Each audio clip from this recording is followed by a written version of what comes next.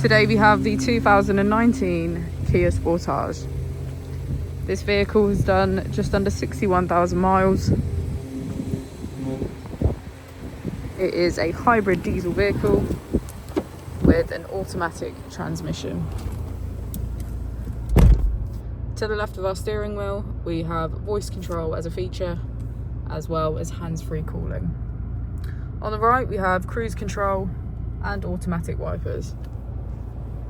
Moving on to our screen, we can access navigation, Apple and Android CarPlay, smartphone integration, and radio. If we put the vehicle into reverse, we can see that it comes with a 360 parking camera. Just below is our climate control, with heated seats on either side and our heated steering wheel in the middle. As we go into the back of the vehicle, we can see that it has a full leather, black interior, and get a good view of our panoramic roof.